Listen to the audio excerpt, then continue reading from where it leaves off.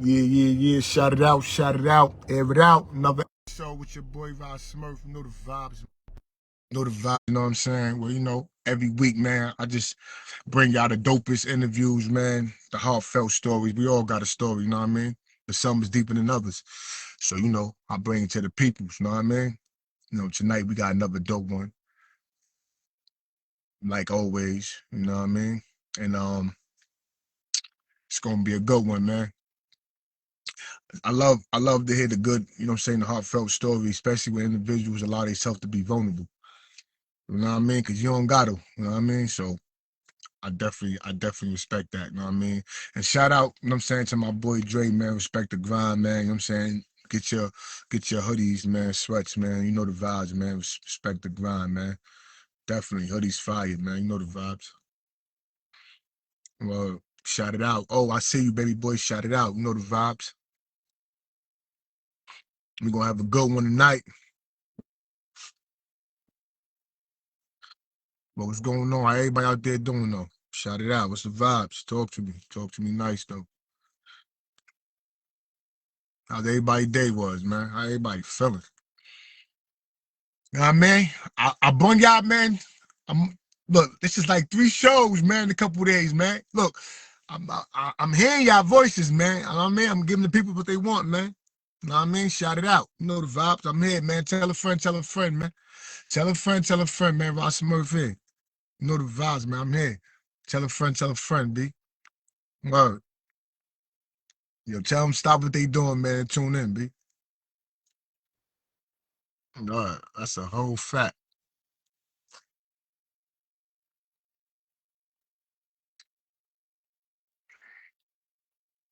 Word up. Tell a friend, Ross Smurf in the building again. Shout it out, air it out. Word.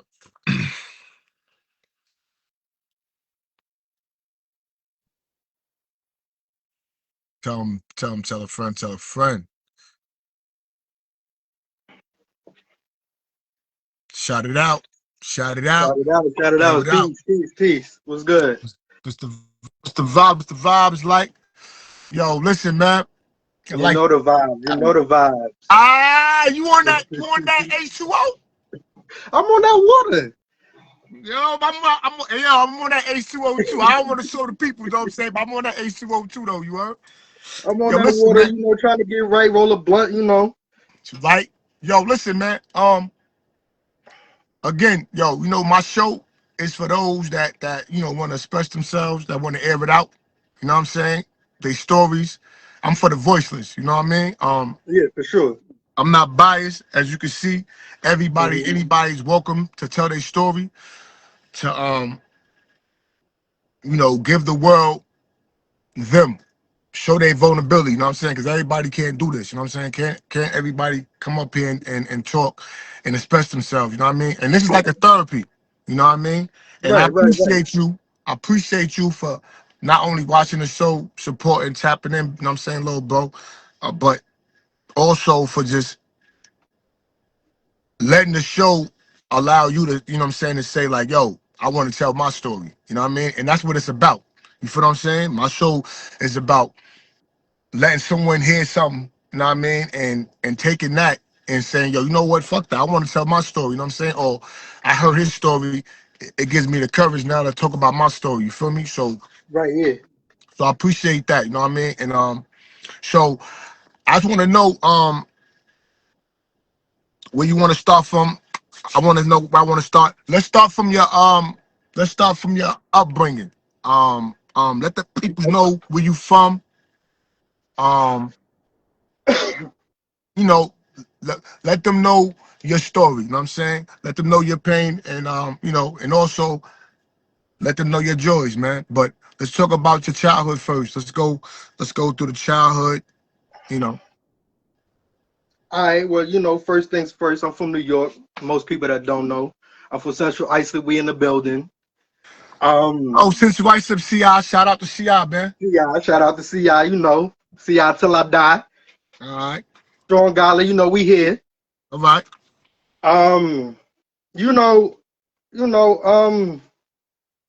growing up, first and foremost, let me just say this, and I told you I was going, mention this or whatever earlier or whatever, but I Tell just your want to truth. clear, Shout it huh? out, y'all.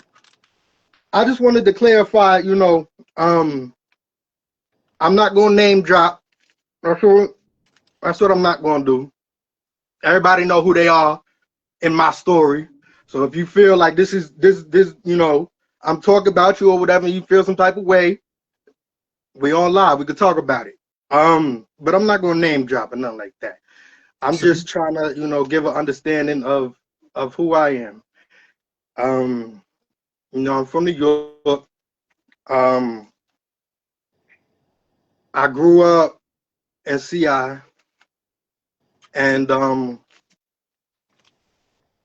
had a real, rocky childhood. I ain't gonna say it was all bad, but it wasn't all good.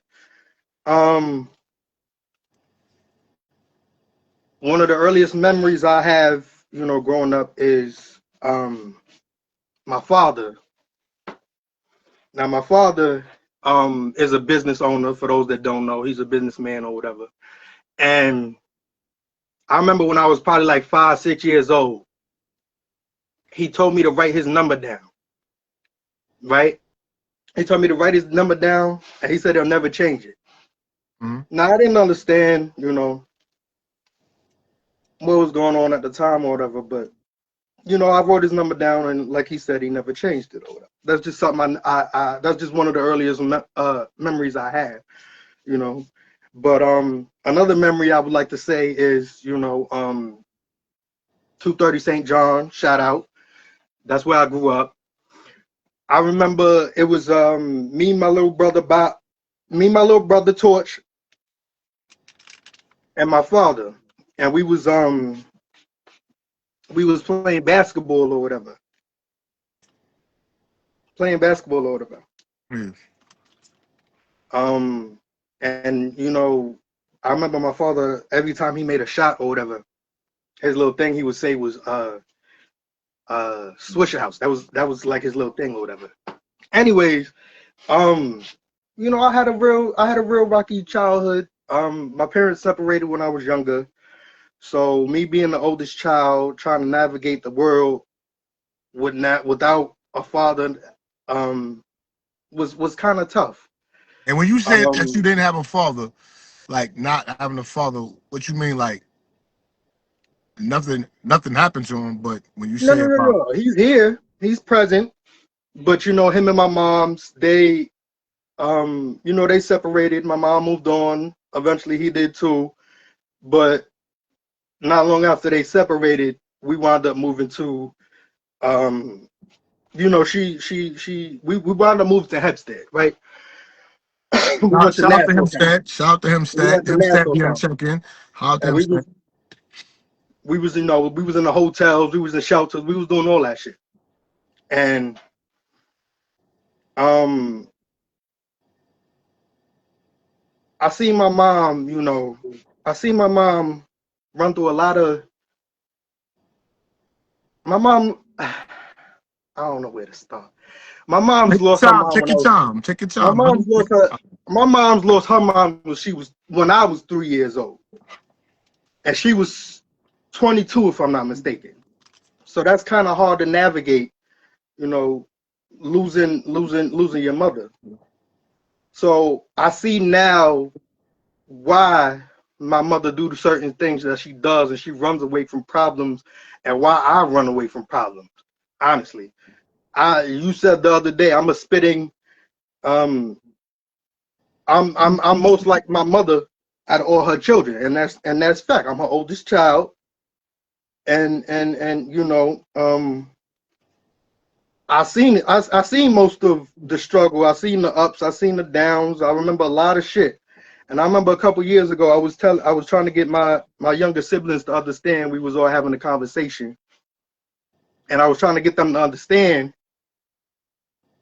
what they had, growing up is different from what I had growing up, because I'm the eldest. And they didn't. my younger siblings from my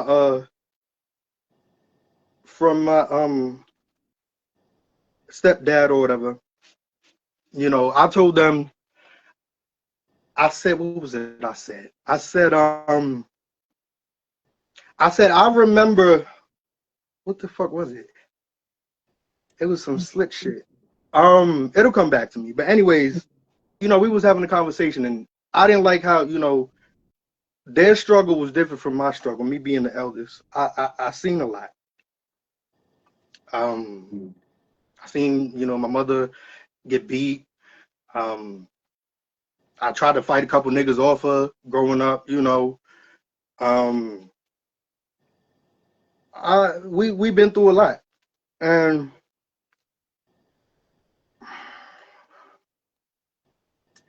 we've been through a lot. And honestly, let me just say this now. Ain't nothing personal towards whoever my mother fucked with. It's just that growing up, I don't know, I guess I made it a mission early to it wasn't that I wanted my parents to get back together. It was just like, I'm 6 years old. All I know is my mother and father, and now he's gone. And then, we get brought into a whole nother family. Now I got stepsisters, I got stepbrothers.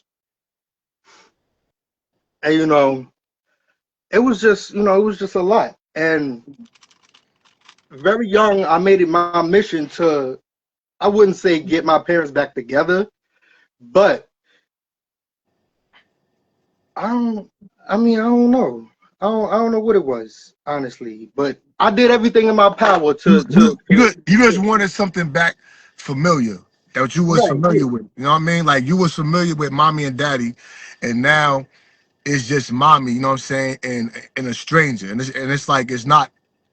This is foreign. You know what I mean? This is not familiar, whatever. Right. So maybe you was caught up in that mind frame as a youngin. Uh-huh. Fucking gathering. But you go ahead. Um, yeah, so like,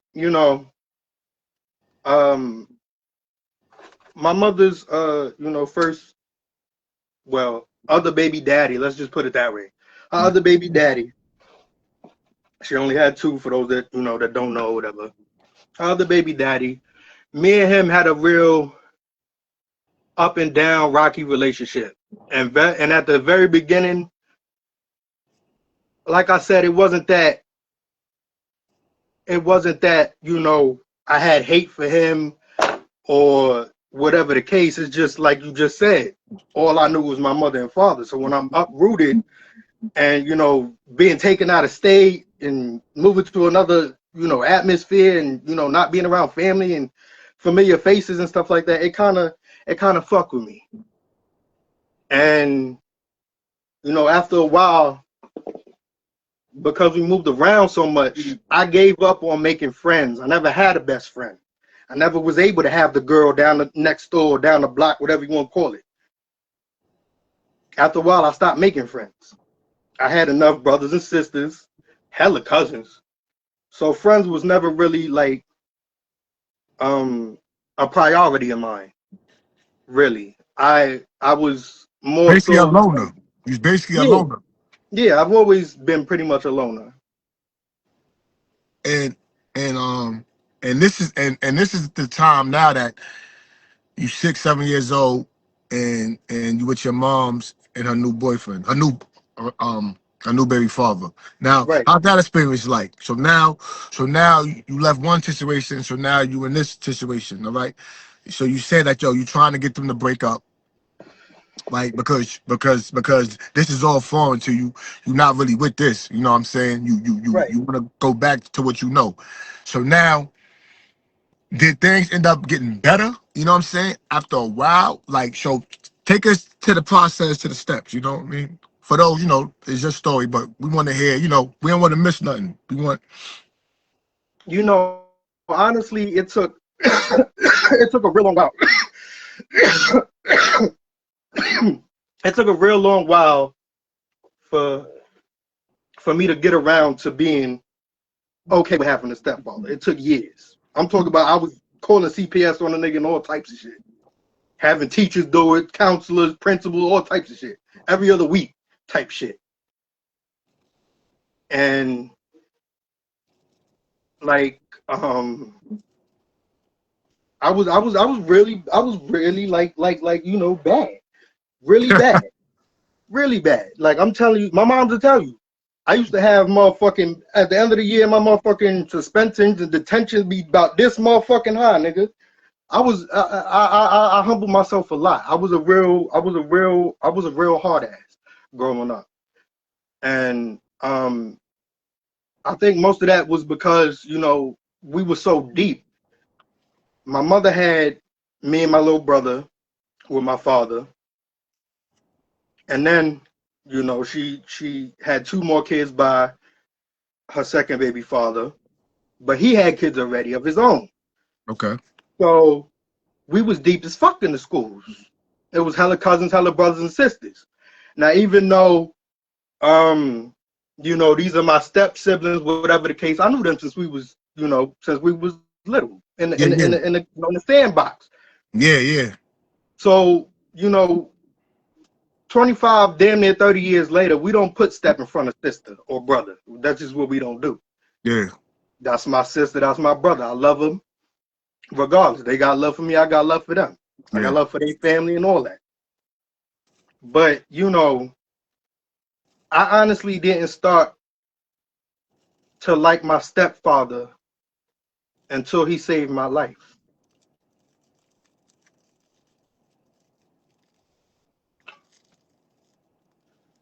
I had at the time I was living in Florida, and I remember we were staying with my aunt at the time in Florida, and I was being young and carrying on, jumping around in my playing around in my cousin's room or whatever.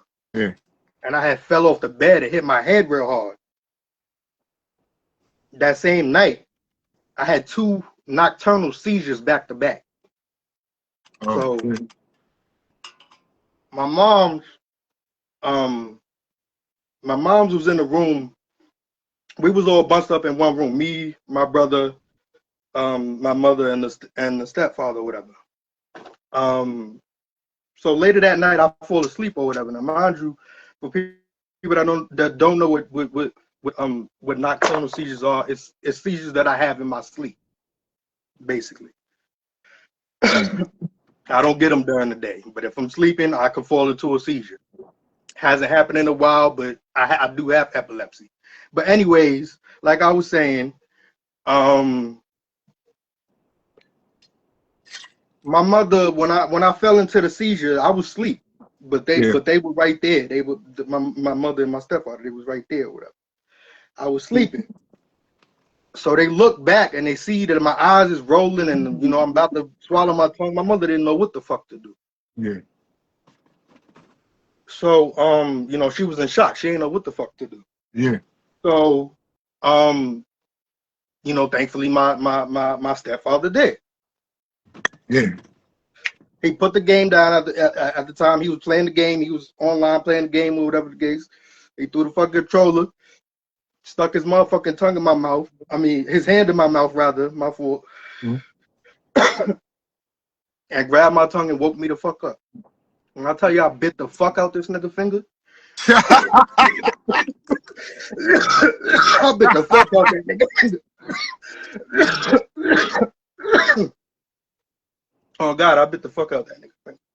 But you know, anyways, they wake me up out of the seizure and you know tell me what's going on or whatever.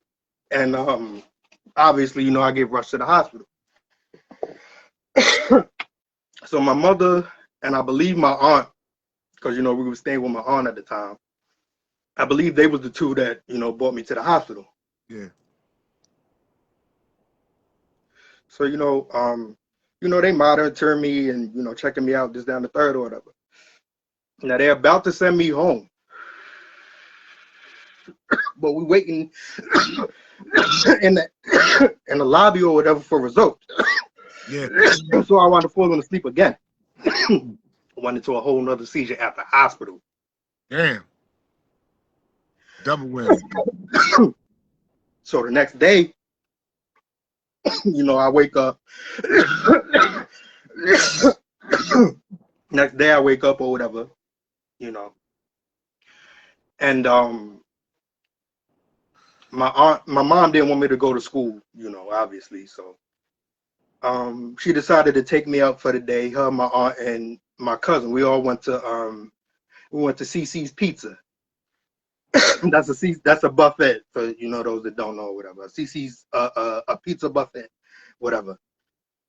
Anyways, my aunt, my cousin, and my mother, we all go to CC's Pizza, and it's a pizza buffet. So it's all different types of pizzas and wings and salad, this, that, whatever.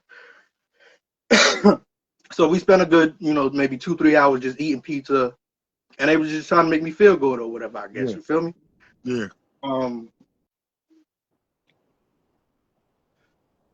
but yeah, that was when I started to like. That's when I gave up trying to break him apart, because he was never a bad dude. I'm not gonna say I never said he was. He was never a bad dude. It was just like you know what you said or whatever. It was just like but after he saved my life, thank you for that. I always appreciate you for that. Because like I said, my mother didn't know what to do. She was in shock. So a couple months go by, and I'm still having seizures in my sleep. Then I started to fall asleep in school because I couldn't get sleep at night because I was afraid to fall asleep. So I would start falling asleep at school and going to seizures at school. I remember the I believe we was watching a movie or something like that in school, and with snacks and shit, we was having snacks and shit like that or whatever. And in the middle of the movie, I just dozed off or whatever, and I obviously went into a seizure. And obviously the school called my mom's, and at the time I don't think she had a car, so one of the Shout out to neighbors. hold on. Shout out to everybody in the check-in. I'm saying shout out to everybody watching it live. You know what I mean? Appreciate you. Shout it out, man. It's a good Shout it out, interview, man. y'all. It's a Peace, good everybody. it's a good interview, man. You know what I'm saying? The brother here, you know what I'm saying, telling the story, man. You know what I mean? Shout it out. Shout it out. I got it. So I fall into a seizure, while everybody's watching the movie or whatever. So they call my mom's up or whatever. She didn't have a car to come get me, so one of the neighbors had let her use the moped. She got on the motherfucking moped. The school was only maybe like 5 minutes up the road or whatever. She got on that motherfucking moped, rode that motherfucking moped up to the school, and came and got me from the school, brought me back home. And then I remember I had to do an overnight procedure at the hospital so they could check out and see like everything or whatever. So I stayed at the hospital for a whole 24 hours, and they had me wired up with a whole bunch of different. I was wired up with a whole bunch of different shit or whatever. Um, but I was at the hospital for 24 hours, and my mom was there with me. They allowed me. I was a kid, they had the little I believe it was the PlayStation 2. So I was playing the PlayStation 2 all motherfucking day.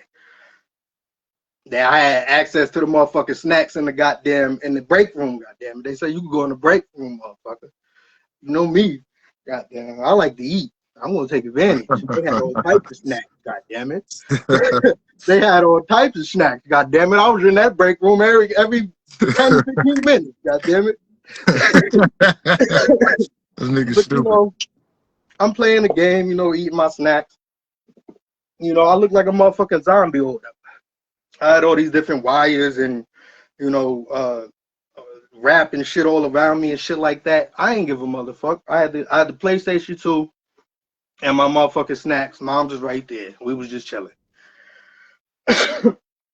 So that was that or whatever. I mean, yo, listen. That's a traumatic situation. you know what I'm saying, to be young, and you could have lost your life, you know what I'm saying? And then, you got to be hooked up to different things, and you got to stay up you scared to go to sleep because you don't want to, you know what I'm saying, swallow your tongue or fall into a seizure. That's one hell of a trauma, you know what I'm saying?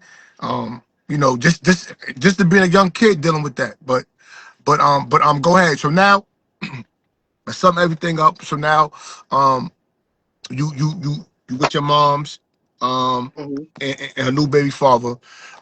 At first you didn't like the baby father due to the fact that he was a stranger. You wanted your pops and your moms. That was the comfortability. That what you knew. So now your stepfather, I mean your step pops, you want to call him whatever.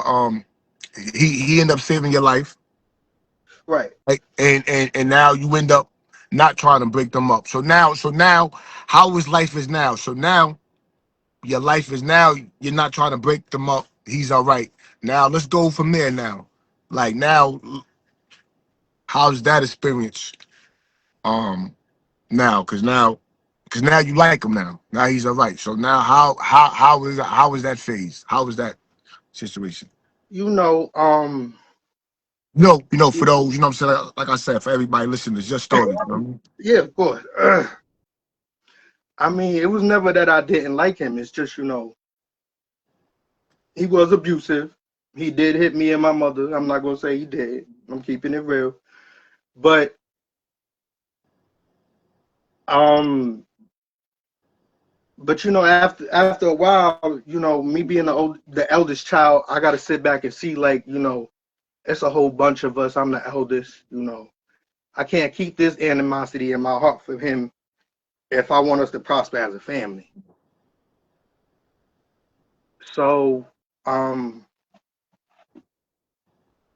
eventually we was living in we was living in apartments for a couple years or whatever, but eventually we found a house, a big ass house, because it was a whole bunch of us or whatever. A big ass house in Kissimmee, Florida. um Big ass house, nice neighborhood, decent school, all of that. Real good, we knew everybody on the block, everybody on the next 3 blocks. We from New York. So um it was just real good vibes. And it felt real good.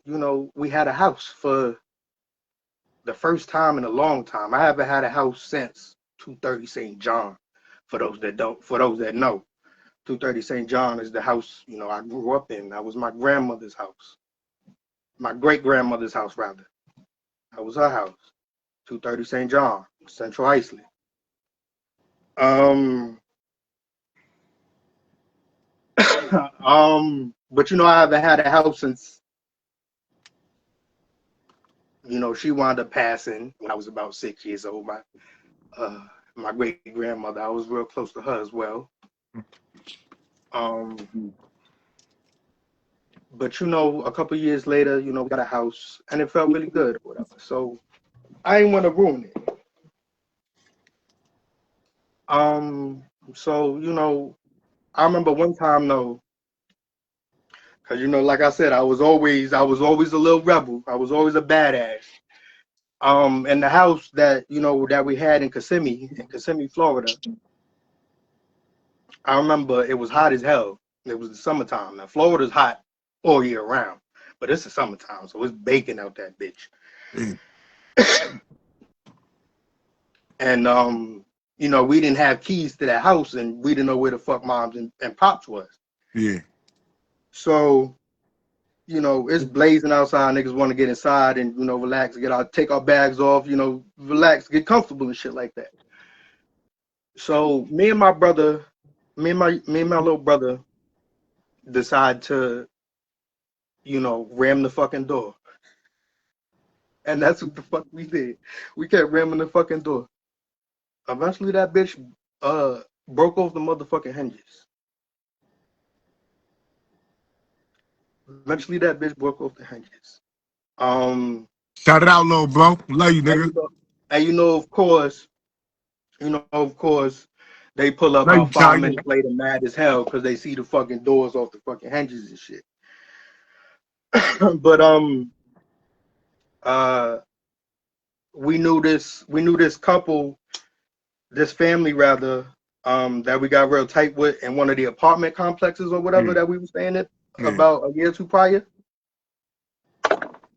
We had got real close with them or whatever.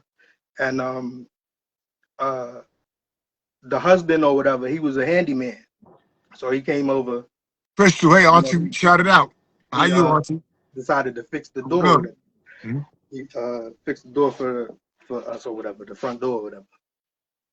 But yeah, that was, that was that. And then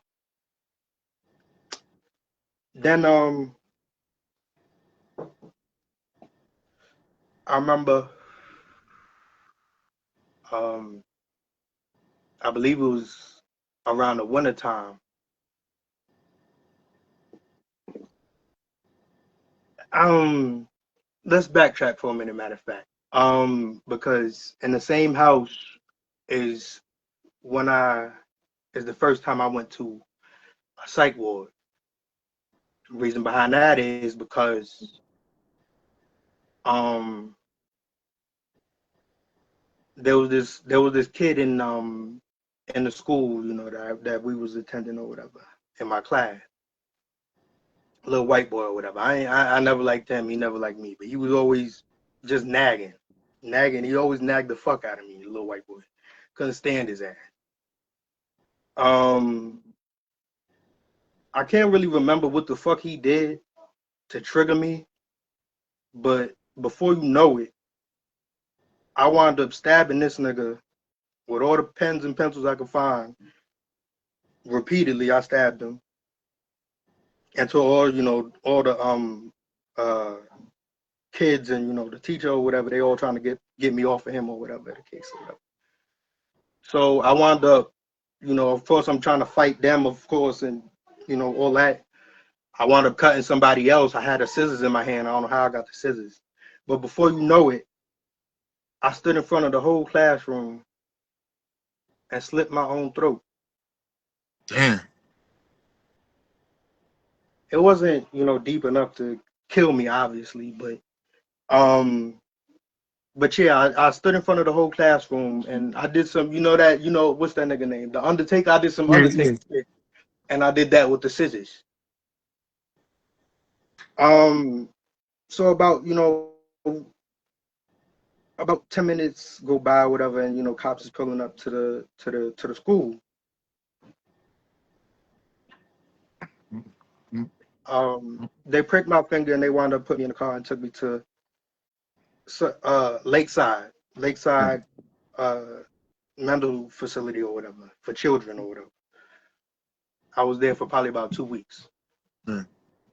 Um, yeah, I was in there. I was in the psych ward for probably about 2 weeks after that. Um, and then I How was remember when I went back to how was that. your feeling? How was your feeling after that incident, right? What was your mind state? How was you like how was you after after you did that? How did you feel? Um, Honestly, I don't think I did it to try to kill myself. It was just like all I saw was red at that point, and it was just something that I did. I honestly don't know what triggered, what made me do it. Really, I was probably about between 9 and 11 at the time. I don't really remember exactly, but I was between 9 and 11 at the time. And when I was in the facility or whatever for the 2 weeks, it was a it was a decent place, but being a kid, that could be scary. It was this tall. I remember this tall, dark skinned, black ass motherfucker, crazy ass little nigga. Um, but he was tall and stocky as fuck. And this nigga, I remember he broke the fucking he broke the fucking the hairbrush, and he sharpened the shit and wound up stabbing some other nigga. I'm like, yo, and I seen that shit within like the first 2 3 days of me being there, and it fucked with me or whatever. Anyways, I was there for 2 weeks or whatever, but after I got out, I had went to I had went back to school. Now, when I had did the incident, to the white boy or whatever, my actual teacher wasn't there. We had a substitute. So I wasn't expecting. I think she was on. I think my teacher was on leave because because she was pregnant at the time. So, um, you know, I was in there for 2 weeks. I didn't expect her to be back so soon.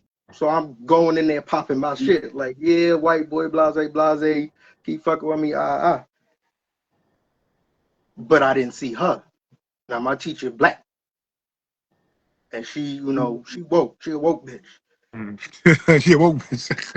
Um, She woke, but so she woke.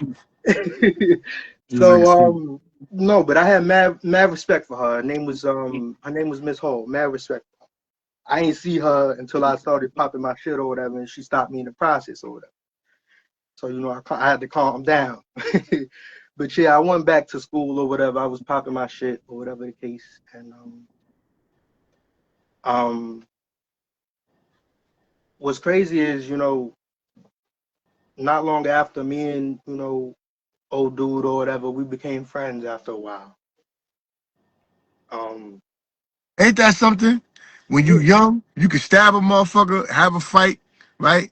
2 weeks later, a month later, become friends, the best of friends.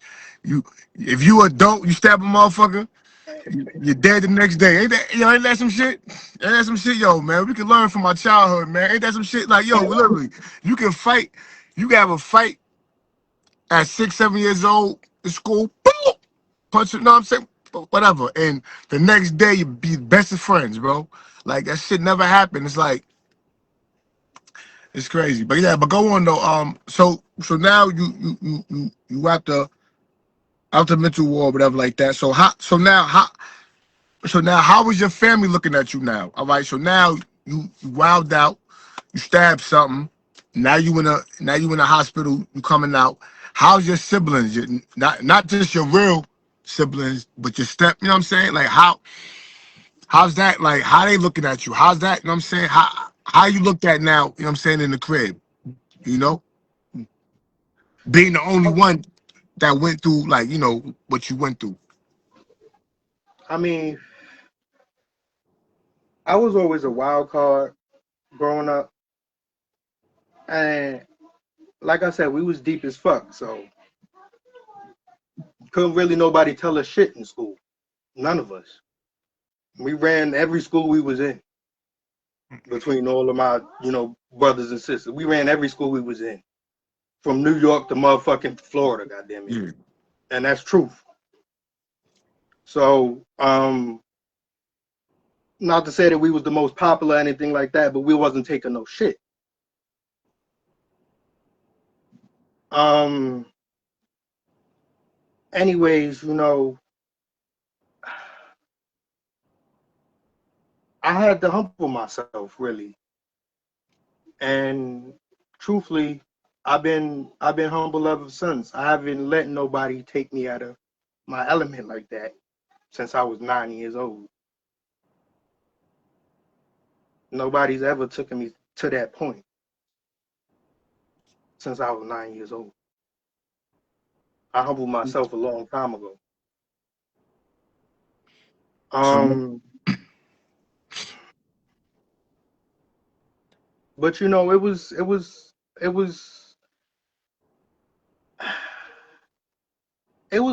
was all right. It was all right. We all had still we all they all still love me. We all had love for each other. Um, nothing changed. Nothing changed really. A couple months go by though, and I remember my mom's had disappeared for like 2 weeks, and we didn't know where she was. Nobody knew where she was. but she took my stepfather's car, his truck, his what was it, an expedition.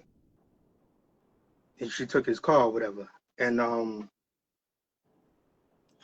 like I said, she was gone for 2 weeks, then nobody know where she was at. And eventually niggas was hungry. We didn't have no fucking car. She had the car. I remember one night she threw um a whole bunch of groceries in the bushes, and then she just peeled off. Um, and being as we didn't have a car, I believe 1 or 2 days we all wound up missing the bus. So my stepfather had to walk each of us individually to our school. Wait, you talking about damn? the- mm. Yo, man, shout out. Yo, listen, I gotta say this. Shout out to the good fathers, man. Shout out to the stepfathers, man, that intervene and do the right thing. You know what I'm saying? When they, you know, when they don't got to. You know what I'm saying? But they do. I mean, shout out to them. I'm shouting myself out too, but I'm saying, yeah, shout it out. Shout out to them. But nah, but go ahead. Um, not long after that, after my mother came back or whatever, of course they, wound up splitting up, my mother and stepfather. So, we took that pretty hard. We wasn't able to see our siblings no more. So it was real hard for a while. Um, and then we wound up moving to this. We wound up moving to the Timberleaf Apartments. I believe that was in Orlando, Florida, if I'm not mistaken. But we was in the Timberleaf Apartments or whatever. And at the time, my mother and my, stepfather had split or whatever. But his brother was staying had wanted to stay with us or whatever. He was staying with us for a little while. So um that nigga crazy. That's my nigga. Shout out Uncle Kev. That's my nigga. This nigga, my uncle or whatever, he while he was staying, with us or whatever, he had like three different Johns or whatever, three different shorties. One of them lived right downstairs. The other one was about two doors away. And Diabolical. then he had some white girl that he stole from some other nigga. Yeah, that's my uncle was that nigga. But anyways, he was holding the house down or whatever, while his brother, was back in New York with, the rest of my siblings or whatever. Um so yeah, he stayed with us for a little while or whatever. And then we wound up my mother had this boyfriend, uh what was that nigga name? I ain't even gonna say. Um it was this candy lady in the projects or whatever. She Mhm. was the candy lady. Anybody that know about a candy lady know, she had all the snacks, nigga. Yeah. Everything you wanted was in her house. So we was all at that bitch faithfully. And the candy lady had a brother. Yeah. So my mom's was going out with the brother for a little while or whatever. Yeah. And uh I remember we was moving or whatever, and we had all our stuff in the Penske truck. All the pictures, or all the games, clothes, beds, everything. Everything was in the Penske truck. And we had got warned not to park, you know, on the complex property or whatever. Yeah. They had gave us a warning. But, a couple of days went by and we wound up parking up the dude she was fucking with wound up parking it over there again. and they wound up towing that shit with all our stuff. So, we all took that pretty hard. It had, a lot of my mother's uh pictures that she could never get back. A lot of our baby pictures, pictures of her, a lot of stuff that we couldn't, ever get back. You feel me? So that was kind of hard as well. We lost everything, uh, and had to start back over. Um, we wound up going and staying with my aunt. Winds up coming out from Georgia, and she came to pick us up. Originally, we was well, actually, we did. We stayed with my aunt for probably a good 2-3 weeks or whatever. My great aunt or whatever, my grandmother's sister. We stayed with her for a good 2 weeks or whatever.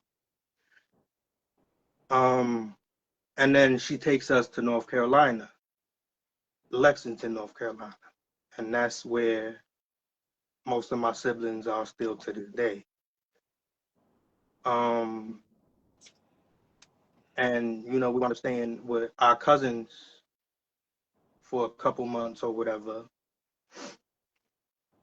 Uh, we wound up staying with our cousins for a couple months. We in the schools or whatever, and like I said, we deep as fuck, because it was three of our cousins, and then it was me, my two little brothers, and then my little sister. So we was deep as fuck in the school. Um, and then eventually my stepfather winds up moving to like Lexington, North Carolina. So niggas is even deeper now, because I got the rest of my siblings.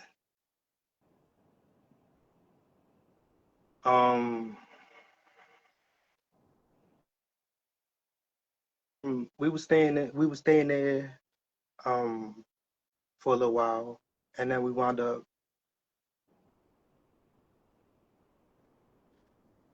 moving to Raleigh, North Carolina, and we stayed with one of my stepfather's cousins. Her and my mother, you know, were are very tight or whatever. So we wound up staying with her, and all the cousins and shit. Cousins for days, nigga. Cousins for days. She had what? She had 4 kids at home, so it was 8 of us. Mhm. Um, and then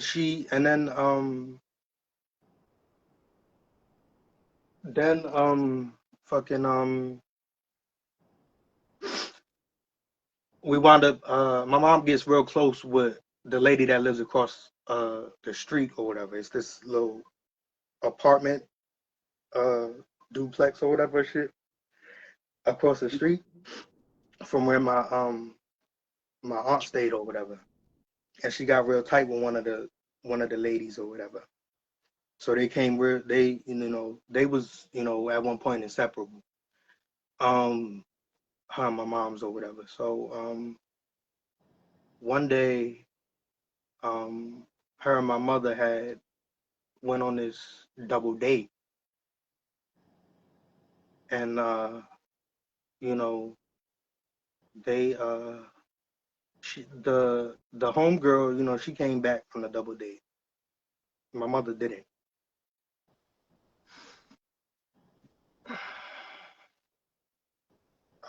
We ain't seen my mother for about a week and a half, maybe 2 weeks. And at the time where we were staying at, it wasn't even homegirl's house. It was her sister's apartment or whatever. So we Mhm. staying with her sister, and her sister and her man's or whatever. Um, so they had to wind up leave. They had to leave or whatever. So you know it was like crunch time. We couldn't get a hold of my mother. Um, but my father, like I said before in the beginning, My father told me to write the number down, his number down, and he would never change it. So that was really the only number I knew to call. Because they had to leave by I think Friday. So we had like a good 2 3 days to try to figure out what the fuck to do. So I wound up calling my father. Now he's at the time was living in New York. He's at the time he was living in New York. So he really couldn't. Like I said, he's a business owner. Now he's married with you know another son and a stepdaughter. So he can't just drop everything and just come to me to North Carolina. But he had cousins out there that he called in North Carolina. My godmother and her husband. He called them. So about a day goes by and they wound up picking me, my two little brothers up, and my little sister. They pick us up from old girl's house or whatever, and they take us back to their house. They make a meal, and before the night is out, my stepfather comes to collect my little brother and sister, and he brought one of my other sisters with him. So that was kind of hard that we had to separate again. Um,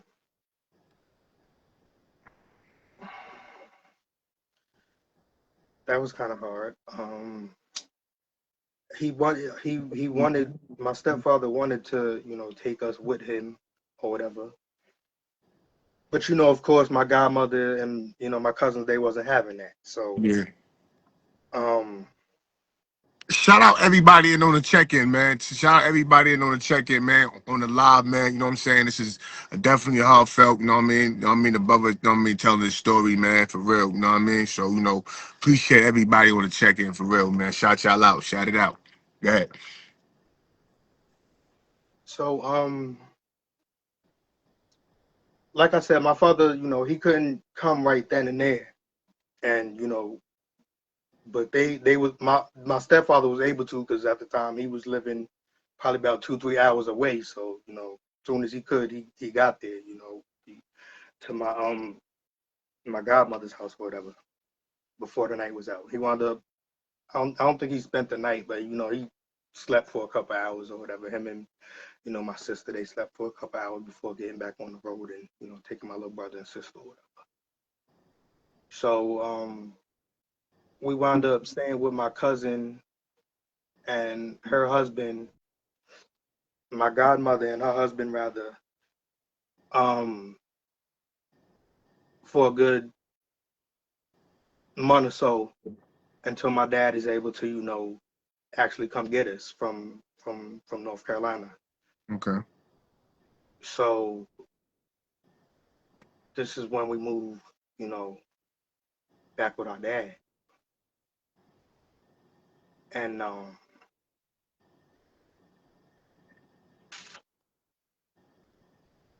it's time to roll another blunt.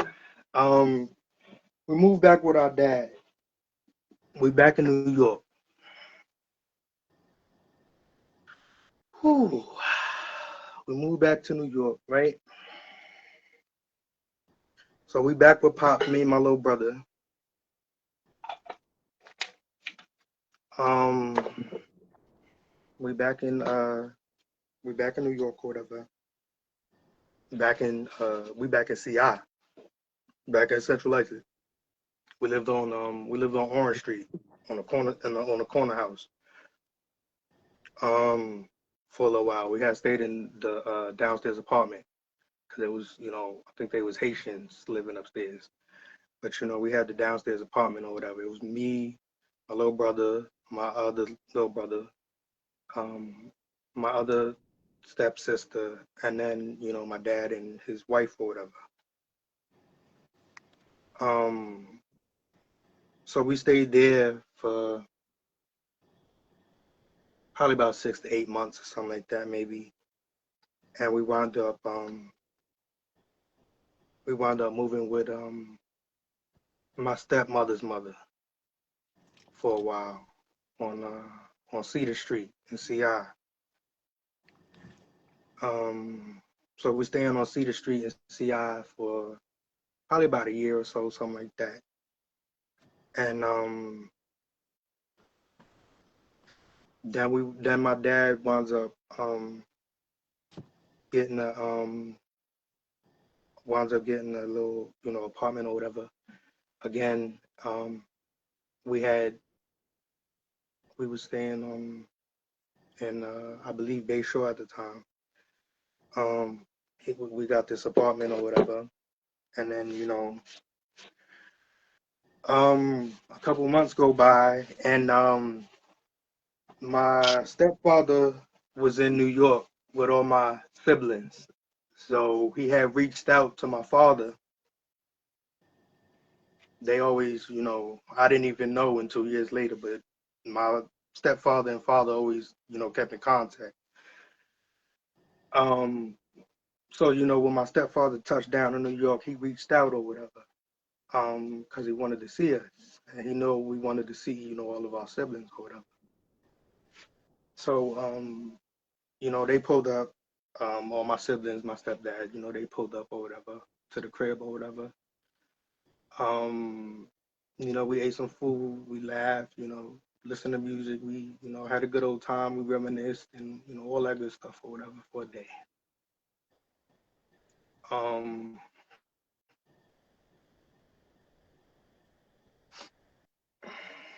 Now, high school, really middle school, honestly, all my life, I probably knew, but everybody know, and those of you that don't know, I'm gay, and but I didn't come out until 2015. But I always knew, and all my friends, when I had came back to New York and lived with my father, I had this friend in middle school. I met him in middle school in seventh grade, and he was already out. He was gay when I met him or whatever. But we was real cool. We was real tight. I didn't give a fuck that he was gay. Um, so we was always friends or whatever. So when I actually did come out in 2015, he was one of the first people, that I told. I told him that very day. I called him up. He was living in New York. But at the time, I was living in Fayetteville, North Carolina, with my long lost cousin. Um, with my long lost cousin or whatever. We finally found her around 2000, 14, 15 or whatever. Everybody in the family found her, and we were the first ones to we were actually the only ones. Me, my mother, and my little brother were actually the only ones to go see our long lost cousin in in Fayetteville, North Carolina, because at the time we were living in Durham, North Carolina.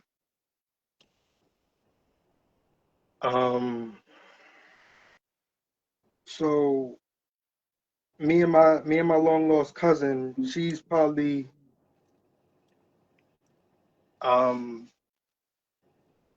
maybe 6 years older than me, something like that. But she's bisexual. She was bisexual, rather. Um, anyways, one day she had stepped to me and she was like, "Yo, cuz, nigga, you know who the fuck you are? Why you closeted?"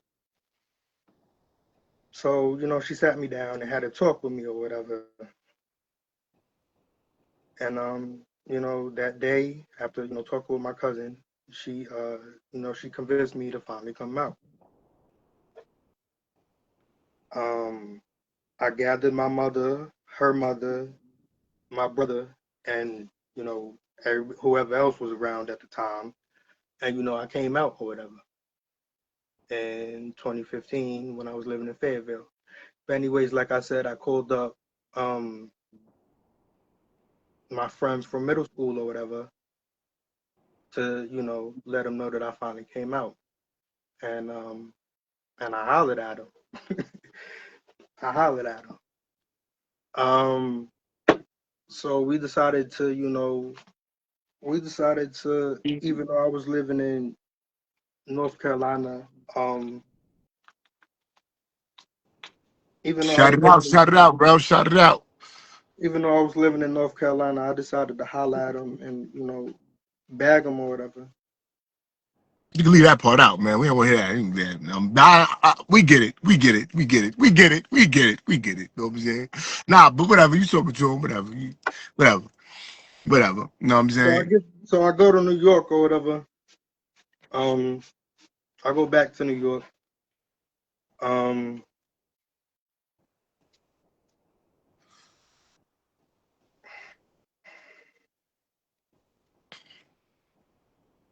I'm back in New York. Um, and I'm probably,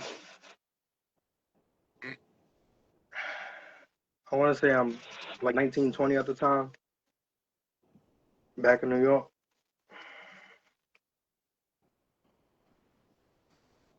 Um,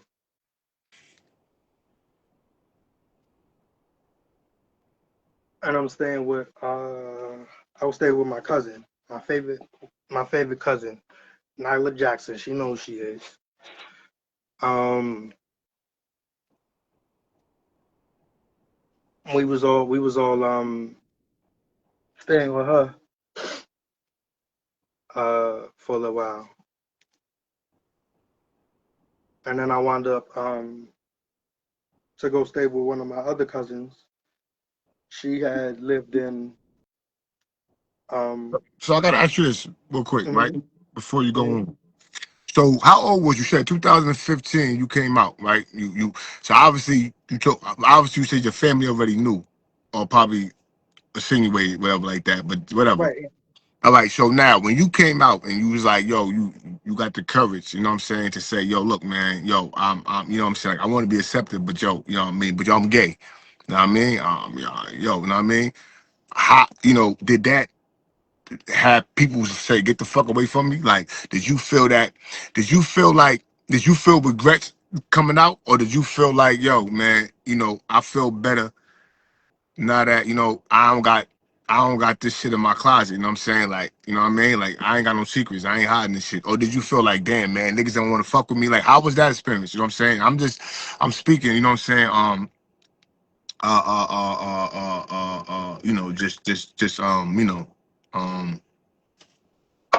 for those, you know what I'm saying, who might be, I'm curious, want to know, you know what I'm saying? You know, so it's like, because you think about it, right? As Yeah, you explain to the listeners, right? You had a drama. Look, you had trauma. Excuse me. You had trauma from a young boy from your mom's up and leaving, right? To you got to figure things out, right? 1 minute you got a family, then you don't got a family, So it's like you got that trauma of you're not able to attach to nothing, right? Because you got to develop of, because I'm the same way. You got to develop that form of, like, detachment. You know what I'm saying? Because you know you love, but you love, you know what I'm saying, but you hurt harder. So you had to develop that at a young age, though. We talking about from a young age, right? Now you dealing with not only the trauma of trying to, looking for family, you know what I'm saying, and that comfortability, right? But now is you got a secret, you know what I'm saying? Whatever. You a young gay man, right? That no one knows but your family, right? And you want to be accepted, right? Because again, you want the family structure. So now you 15. So now 2015, you come out. You tell everybody, look, man, look, this is what it is. I'm a gay. I'm gay. How did your parents, for those who didn't know, who got you around smoking, drinking with you, like, how did that make dudes shun you? Did it make you feel like, man, that's some dumb? I should never Like, how was that? You know what I'm saying for you? See, I mean, everybody always, like I said, knew. I always knew.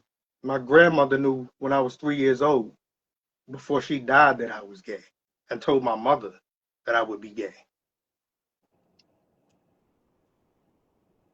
But anyways, nobody treated me different. You feel me? Even though I was a gay man, I was closeted for so long. I had to. I knew how to play. I knew how to, be masculine and feminine. Because you got to be both sometimes when you're who I am. Sometimes you got to be masculine. Sometimes you got to be feminine, and you got to know when to play the part. So my brother was around, a whole bunch of thugs, whole bunch of rappers, whole bunch of people with guns and all that. Some of my mother's boyfriends played with guns and toys and shit like that, grenades and all types of shit. So um, when I had came out, um, who my mother was going out with at the time was the dude she had went on a double date with and never came back. They were in a relationship on and off for years. And he, like I said, he was he was blood or whatever. He was a thug. So I was around a lot of shit. I seen a lot of shit. I was raised by, you know, drug dealers and, pimps and, all that. Um, so I knew how to play the part. Um, I knew how to, switch it up when I needed to, or whatever. But like I said, nobody treated me different. Um, I had mad respect from, all my brother's friends. Like I said, I never had really like a actual best friend that I could call. Um, that I grew up with, anything like that. I mean, I did, but growing up, moving around so much, I moved all up and down the East Coast, growing up from New York to Florida. So, it was after a while I gave up, like I said, making friends and, just trying to figure out where the fuck I fit in as a teenager. Hmm. But I navigated it the best way I could. Eventually me and my little brother, we dropped out. I was in 11th grade, and I was in 11th grade, so my little brother was probably in 10th or ninth or 10th or whatever. But we wound up dropping out. We living in North Carolina at the time, and we wound up going to this. We wound up going to this program that was ran through the college out there in North Carolina. It was called the Get Real program. And my brother, we was going there for a good probably about 8 months maybe. Um, we probably could have graduated had we not moved. But the time me being there, a lot of people don't know I was on a student government association. Reason being is because it was um it was Valentine's Day, and um at the time we had this little project we all had to do. The whole school had to do a project, and we all had to present the project in front of you know our classmates, the staff, and I believe even family was there. So um I was basically the main one putting together the project or whatever. So when it was time to present and the day came, one of the people that was a part of our um group or whatever didn't show, and they had most of the information, but I had it all right here. So I basically took over the whole, presentation, and about a week goes by, and I was asked to be a part of the Student Government Association. Me and my brother's best friend, rest in peace to him, Sosa. We was on the SGA program, and he was the treasurer, and I was the nigga that came up with all the ideas. But I was on the SGA program, Student Government Association, for a couple months or whatever, and we tried to we actually did make a couple changes in the school. Like one of the changes that I came up with was we could listen to music while as long as we could have a headphone in, as long as we have one out to pay attention in the classroom. Yeah. I made that happen. So, like I said, I was, a part of that for a little while, and I had got a couple certificates for that. Um, and had we, like I said, had me and my brother stayed in that program, we would have got our diploma. But we wound up moving back to New York. Um, following behind our mother, when we could have just really just, either stay with our cousins, or my step pops would have probably took us in for a little while to allow us to finish school. I'm pretty sure he would have, but we wasn't thinking about that. We wanted to, follow behind moms or whatever. Yeah, yeah. Mama love, yeah. So again, we back in New York. Um, and then um, I wound up moving. Me and my little brother, we wound up moving to Virginia, back with my godmother. Now she's living in Virginia, but my her and her husband weren't together anymore. Um, but we staying with her for a little while, and now she got kids. So me and my brother always, we always smoked our weed or whatever, and she respected that. She used to smoke weed too or whatever, but now she's a Christian woman with kids, so respectfully, she told us to go outside with it. That's what we did. So one night while me and my brother, usually we'll sit on the bench at the back outside or whatever, but we didn't want to do that. We just wanted to take a walk and smoke the blunt or whatever.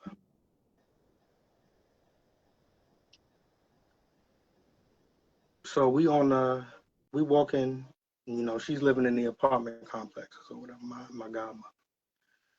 So me and my little brother decided to take a walk and smoke a blunt or whatever. Um, so as we're walking and, smoking and passing a blunt between each other or whatever, we on the left side of the block. It's three little niggas on the right side of the other side of the street or whatever.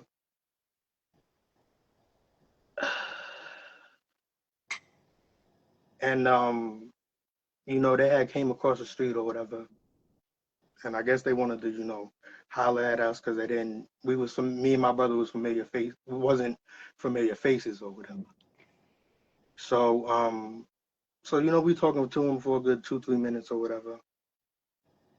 Um, mind you, they're younger than us. I was 19 at the time. My brother was probably about 17, 18. Um, but my brother, even though he's uh what you call it, younger than me, he's bigger than me or whatever. So um in the middle of the conversation or whatever, they said had one the main dude talking or whatever was like, yo, y'all niggas do the bunny rabbit here. We ain't know what the fuck he was talking about. But he kept repeating that shit. He said, y'all niggas do the bunny rabbit ears. So still, me and my brother don't know what the fuck this nigga's talking about. My brother had on this watch that that my uncle gave him. Nice old watch that my uncle gave him or whatever. And he had an iPhone or whatever, and it was in his hand where he was talking um to the dudes or whatever. So they wanted him to run that. They wanted my brother to run the watch and the iPhone, but my brother ain't having that shit. So eventually he kept saying, do the bunny rabbit ears or whatever. So, he had to explain and demonstrate what the fuck do the bunny rabbit ears was. We ain't know what the fuck the little nigga was talking about. But so he pulled out his pockets and he told us to do the same thing. We wasn't having that. Eventually he reached behind his back, pulled out a gat with a flag on it, red flag on it. And he said, y'all niggas do the bunny rabbit ears.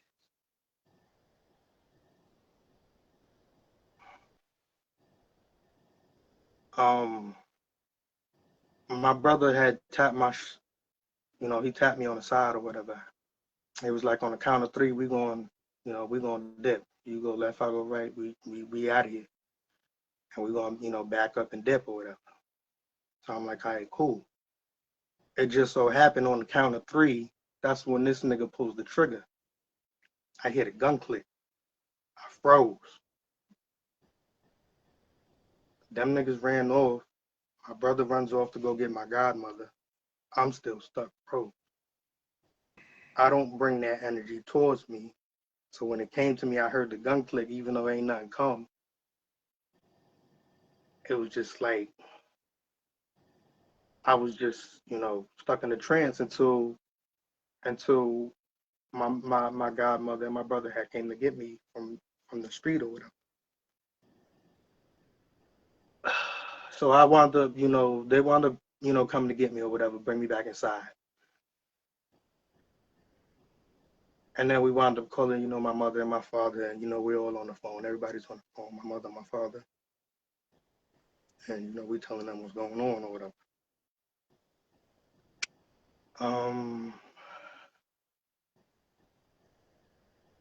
About maybe a month after that, we staying with our godmother, and we're going to church with her. And at the time, me and my brother was on SSI, so we was able to pay her or whatever.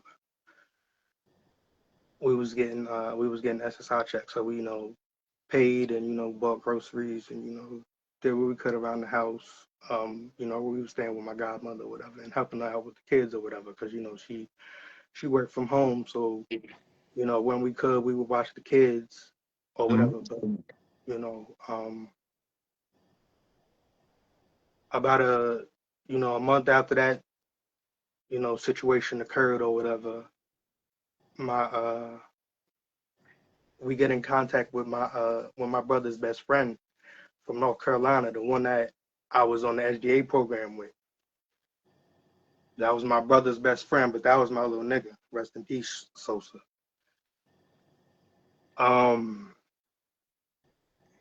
So his mother, and if I'm not mistaken, his older brother, they come from North Carolina to come get me and my little brother from Virginia. So my little brother decided to stay with his best friend and his mom's or whatever. I wound up staying with I believe my sister had an apartment by the time we moved back out there. So I believe I was staying with my sister when I moved back to North Carolina or whatever.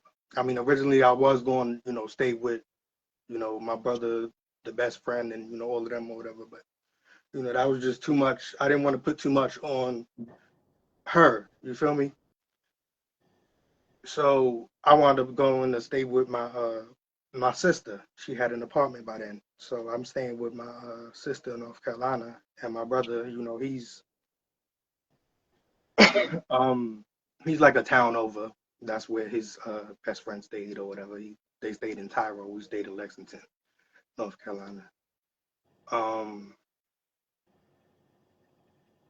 but like I said, over the years, nobody, to answer your question, nobody treated me different.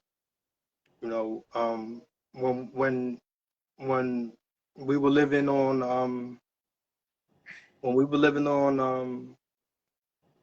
uh when we were living in Lexington or whatever, we had this big house. It was this big green house that we got. Me, my mother, um my two little brothers and my sister. And the boyfriend she was with at the time or whatever.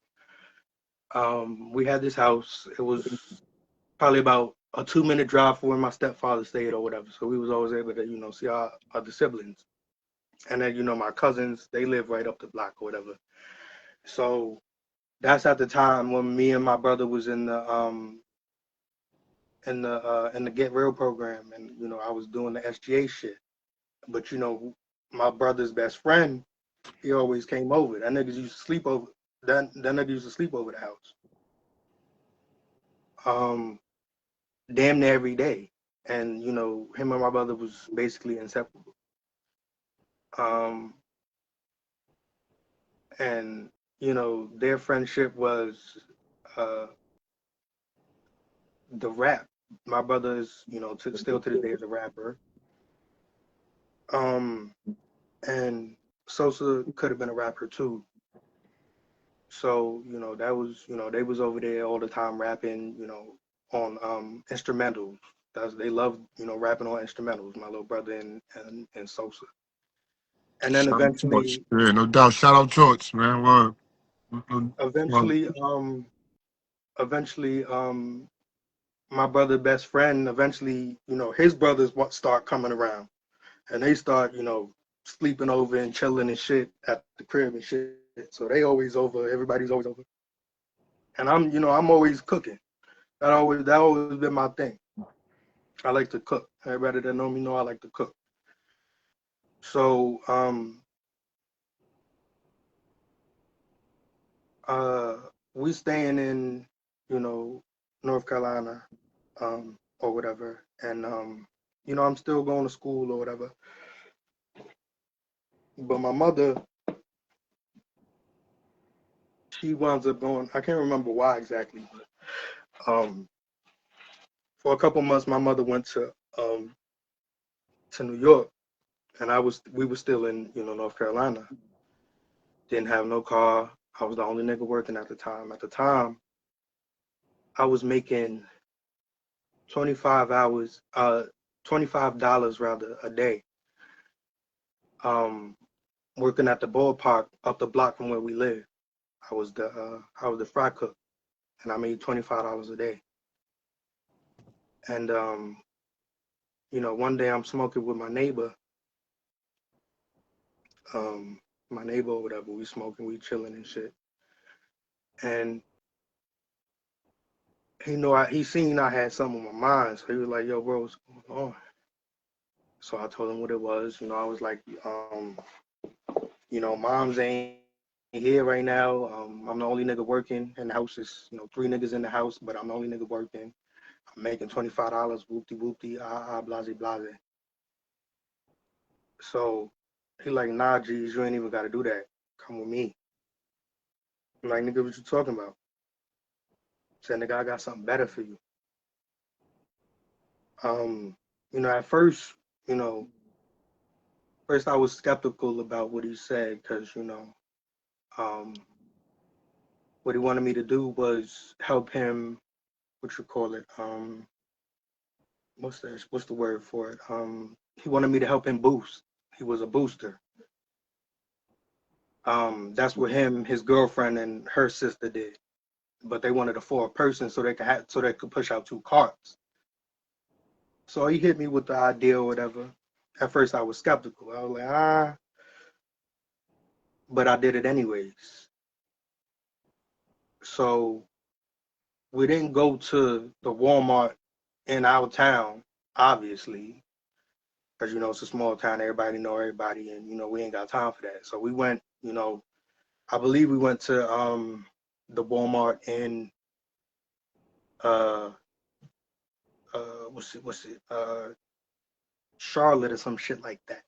We went a couple towns over, Mm. and we went to the Walmart out there.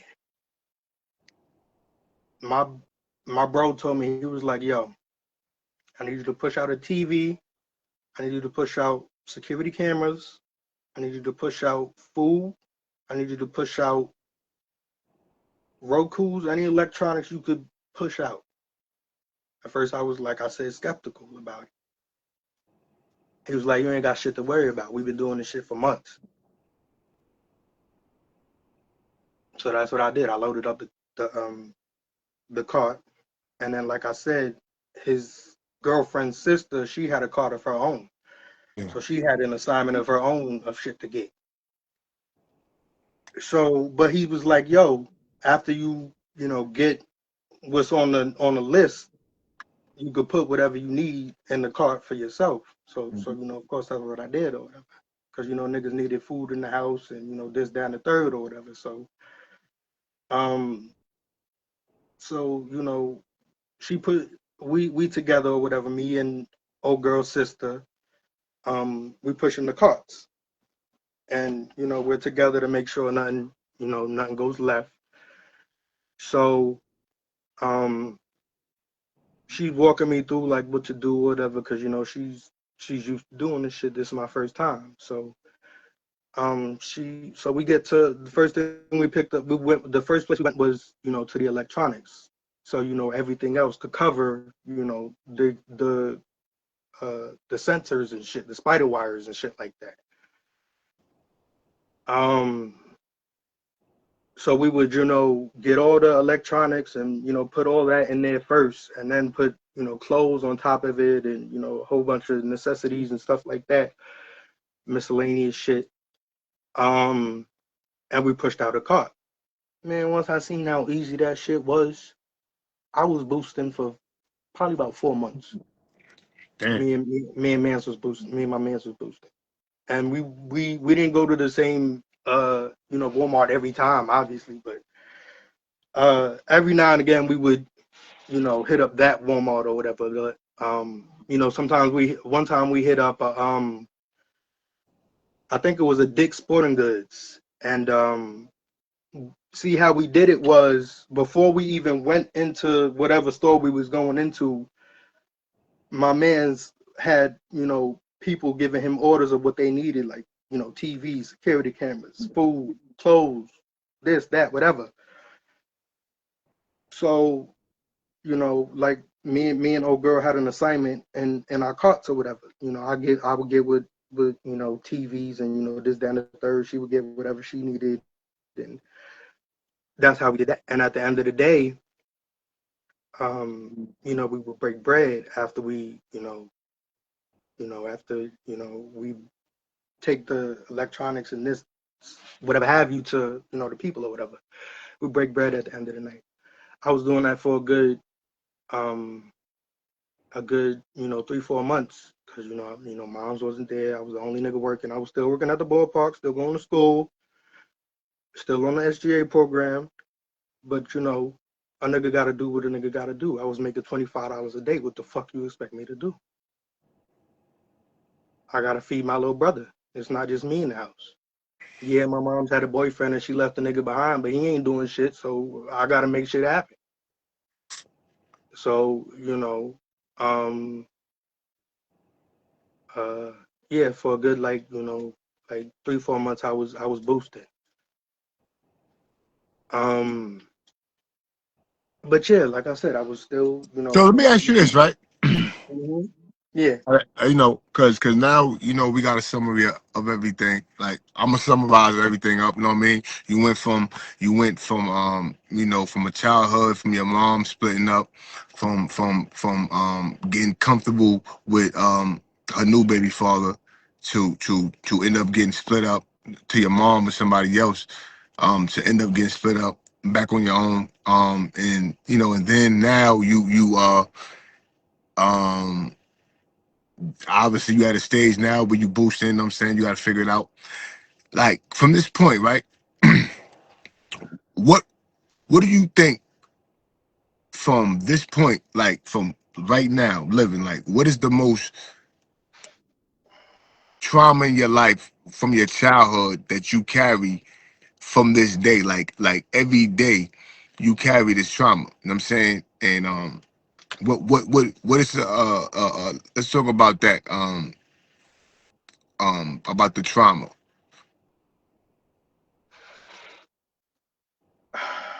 Trauma's always been. Oh, hold on. Somebody April shot it out. Somebody asked how much was the boosting paying?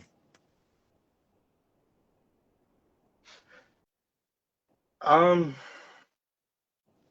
I would get like $150 after every boost because we was pushing out TVs and we was pushing out actual shit. We wasn't just pushing out food. We was pushing out actual shit. And every time we went in that bitch, we was pushing out a 32-inch TV. Me and old girl was pushing out a 32-inch TV every time. That's facts. And every Roku's, fucking Fire Sticks, motherfucking security cameras, whatever the fuck else, or the drug deal. That's who we was fucking with. My neighbor, um, who I was buying weed from, how me and him, did it was he gave me half weed and half cash. That's cool. I smoke. Shit. Yeah. So that's how we did it. Like of course eventually I had my own little custodies or whatever, and I did my own little thing on the side or whatever. But at the end of the day, I made a good 150 every night or whatever, something like that. Okay, He, okay. he made sure I was good. So now And, hmm um the trauma, right? What do you feel like is some of your childhood trauma that you carry with you to this day that you carry? What do you feel like is the traumas that you carry to this day that that we know from your childhood, you know what I'm saying, coming up? Or do you feel like you carry trauma from your childhood? Because from what you told me and what everybody else can hear, like it was trauma after trauma. It's like I didn't hear a chance where you really got a break. It's just been trauma, I a little bit trauma, I a little bit trauma. You know what I mean? So on all different levels. So what is the trauma that you carry to this day that you feel like you still carry to this day?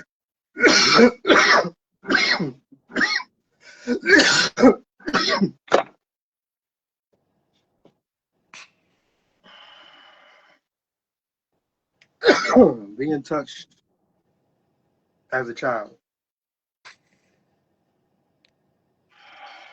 I'm not gonna say who, but I was touched as a child. And that's a drama, and that's a trauma that you carry to this day.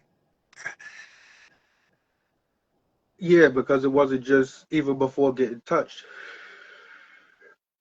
I was basically groomed into fondling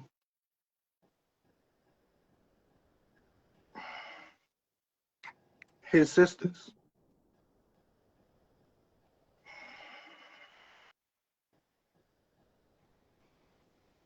Damn.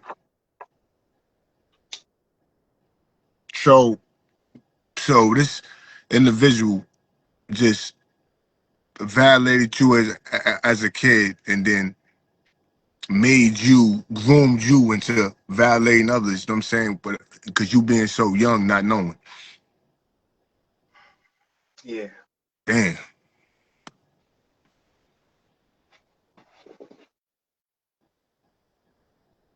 Yo, listen, man.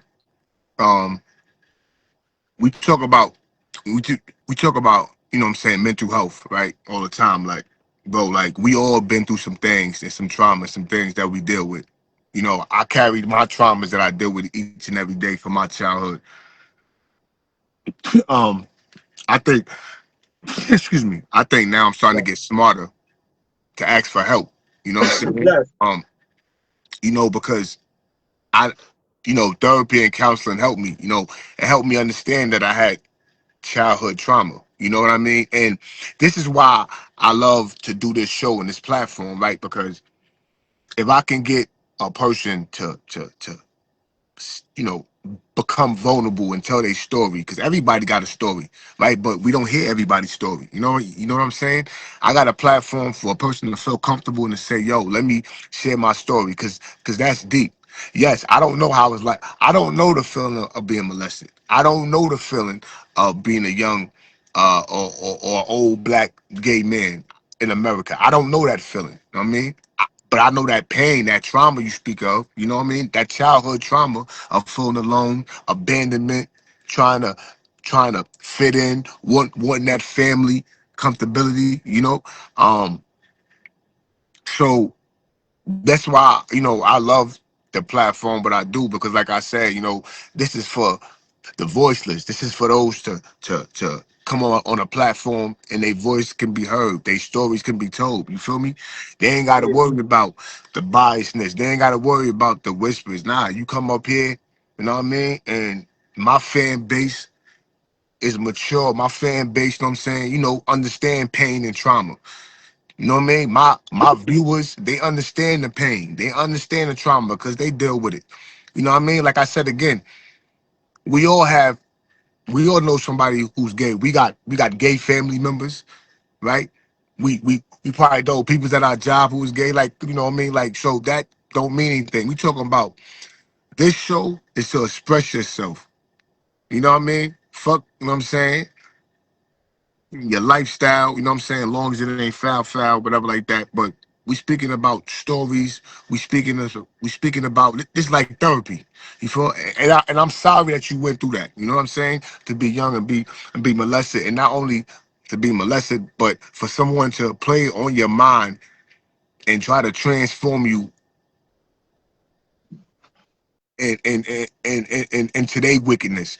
That's fucked up. Another thing too, man. Like that's why it's important about role models. That's why it's important too. Like me being a father, right? Like you see how you say like nobody was there. You know what I mean? Um, that's why when it comes to, like me being a father, it's important. It's a like yes, I'm there if it's financially. I'm there if my kids call me, I can make it. I'm there, but it's not like me being there, like waking up and I'm you know what I mean, and daddy's there. You feel me? Because like I said, me hearing your story, right? I have two young boys, and it's crazy because like I said, as I'm sitting in the car, I'm in the car and I'm doing my show. You know what I mean? Like, I don't know what's going on with my kids, and depending on who my child mother is dealing with, you feel what I'm saying? I don't know what goes on in a household. Right. Now, again, what happened if something is going on and my kids don't feel comfortable to talk to me? You know what I mean? That'd be my fear too. You know what I mean? Of my kids not feeling comfortable to tell me everything. That's why I try not to shun a lot of things and try to put my philosophy like on my kids. Like I'm trying to get that understanding because I don't want my kids to be fearful to be like, nah, I don't want to tell daddy this because daddy gonna get mad or because I want you to feel comfortable. You know what I mean? I want you to know that it's a safe haven, always Right. here, and you ain't got Right. to worry about that. But but yeah, that's a so like and again, if you don't want to, I'm saying expound on it, we can fast forward. But I wanted to ask you, if Mhm. you want to answer it, but you don't have to. Yeah, go Um, ahead.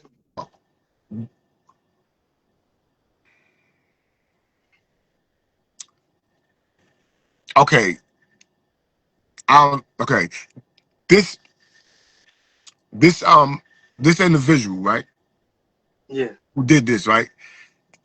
Did you ever get a chance to see him at an older age and express yourself? Like, was you ever able to, you know, um, and let him know like how, like how he put trauma on you forever? Like how, Um. Uh. n- no, I haven't. I never. He. He was. He was. that's my older stepbrother or whatever. But he was there and then he wasn't. He was there and then he wasn't. And then he was eventually old enough to get into trouble and go to jail. So he was a jailbird. So um, I never was able to express to him, you know, what that felt like, you know, or whatever. But a couple years ago, um, he was in jail and he was giving jail calls to my step pops or whatever. And I would get on the phone with him every now and again and speak to him, whatever like that or whatever. But um, I mean, eventually maybe we will talk. It just is what it is. But uh, yeah, eventually I will talk to him. Let him know. Shout it out, bro. But Have shout it like I out. I see you, like I bro. said, a couple years ago, I did get to speak to him a couple times or whatever. So over the jail calls or whatever. So you know, um, ain't no, I forgive him. Ain't no love lost. It just that was it fucked me out. Yo, I ain't gonna lie, bro. That you know, I don't want to freestyle because I don't remember what book I was reading, but it was about forgiveness, how powerful forgiveness is, right? Because I'm not there yet. You know what I'm saying? Like, you got to be like I would never sit here and lie to people's and fiberglass. Like, ain't no secrets with me. Everything's up front. Like, I'm a, I guess I'm not so forgiving because I can forgive, but I don't forget shit. You know what I'm saying? So then it reminds me like, do I really what I'm saying, forgive? Because that shows some different type of level of strength. You feel what I'm saying? Because like you said, each day you dealing with this trauma, and to still feel in your heart like, yo, man, I forgive the nigga. Like, even though I'm dealing with this shit and he ain't dealing with nothing, he just doing what he do.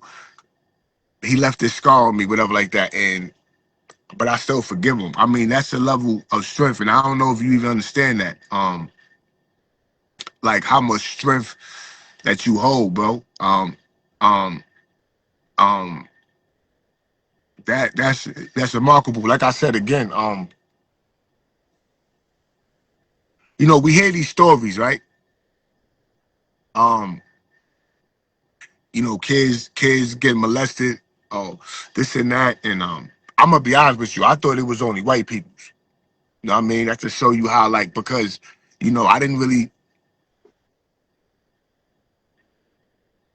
I didn't really, like, I didn't hear that coming up. You know what I'm saying? Like, so that when I seen that, it was like on TV. White, that's what that happened to white people. That don't happen to in black homes. Like, and and then here it is. You share your story with me, and it's like, damn, like, you know what I'm saying? Because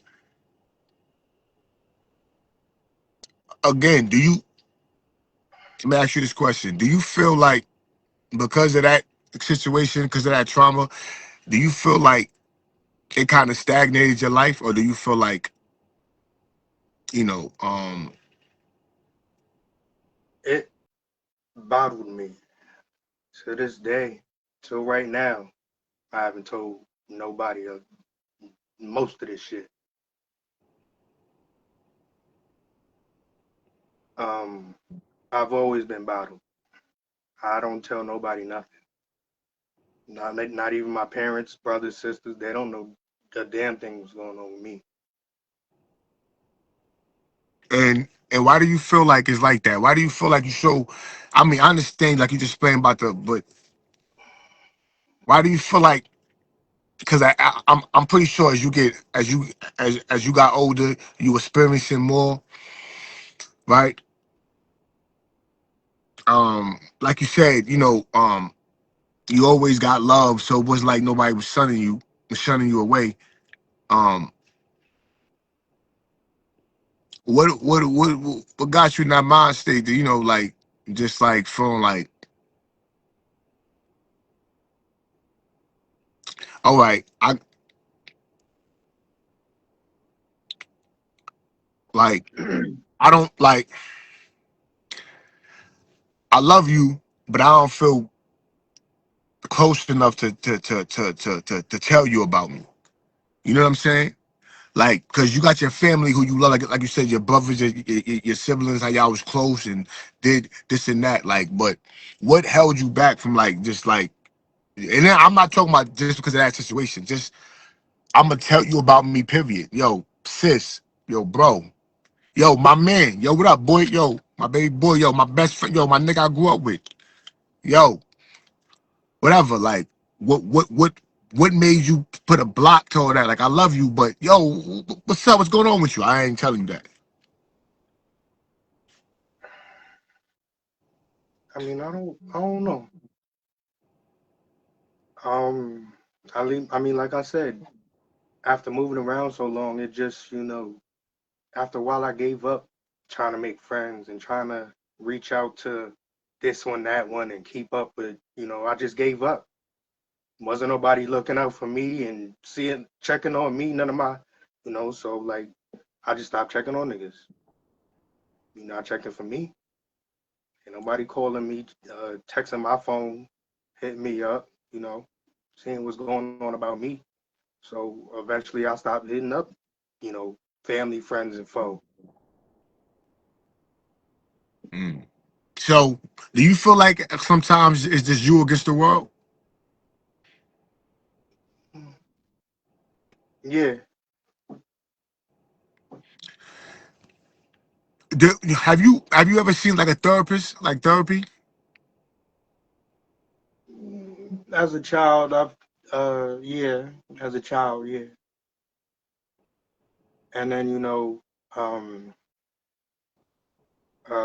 when I was 21, I had wound up going to the psych ward again.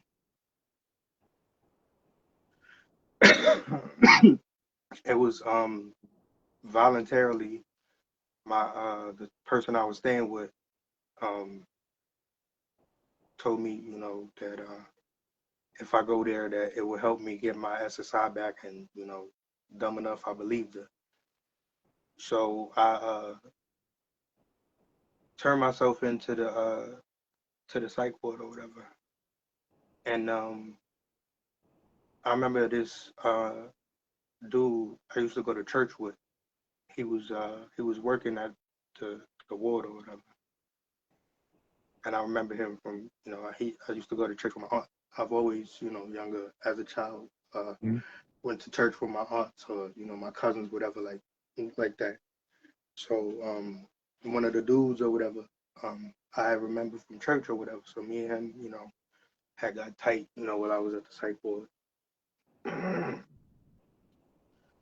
um, I was there for a good like maybe 3 weeks or whatever, Mm. and then I wound up going back like a month later, and I was there for probably another week. Mm. Um, but at the time, I had my own apartment. I was 21. Um, I had my own apartment. I was working. I had just lost my SSI. I was staying with um a friend of my father's, uh, and I was staying with her for probably about a year or whatever.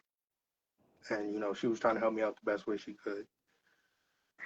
Um, I had got my first job at um, I mean, it wasn't my first job, but I had got a job at what you call the Taco Bell,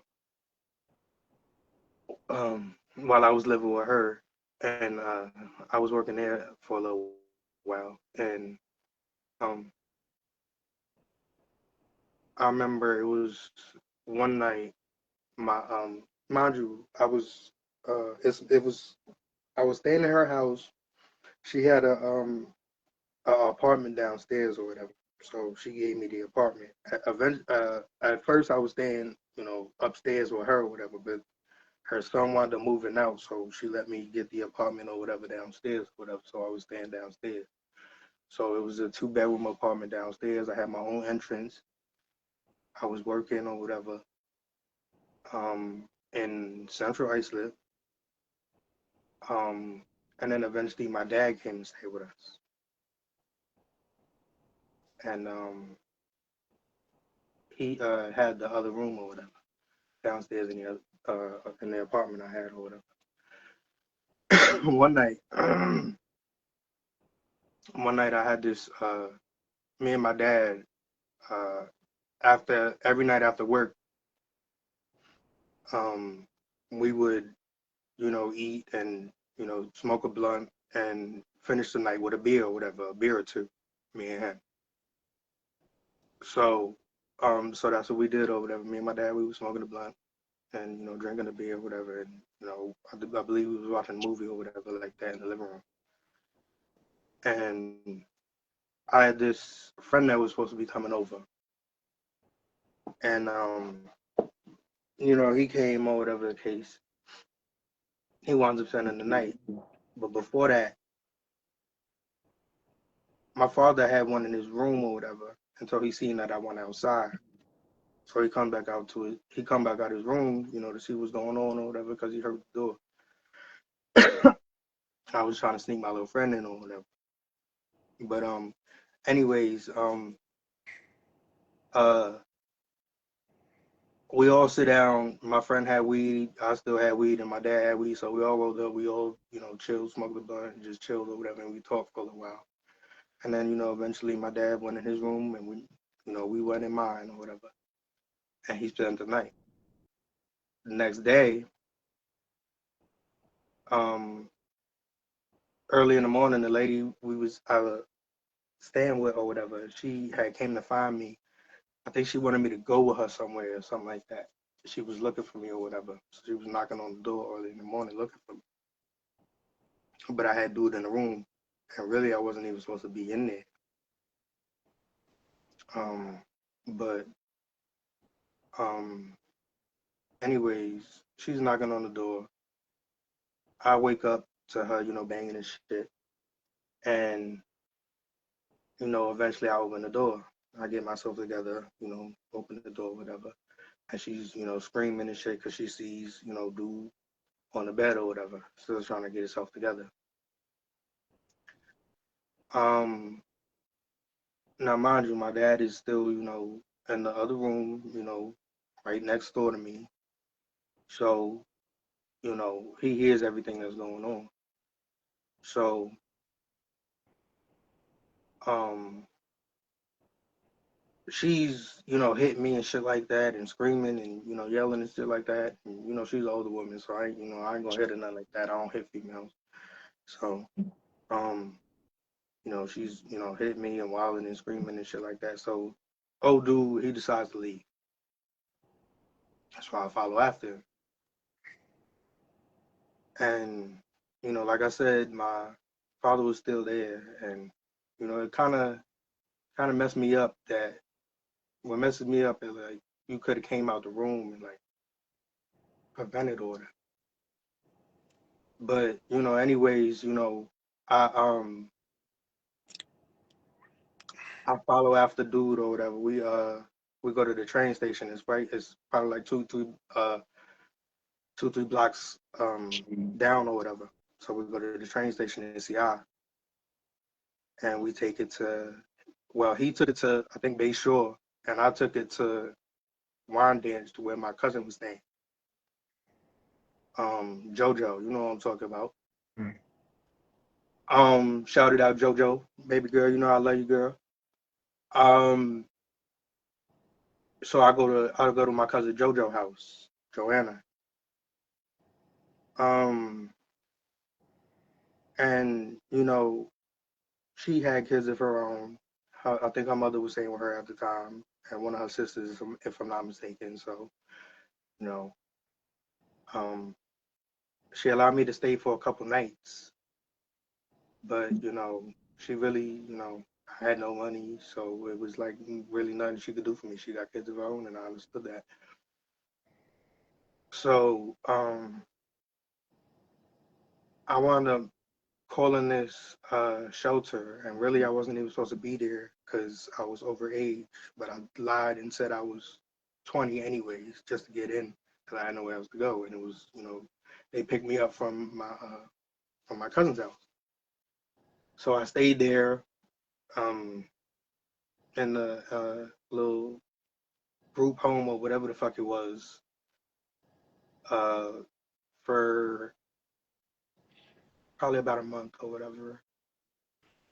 And then, I wound up um, going to stay with one of my cousins um, for a little while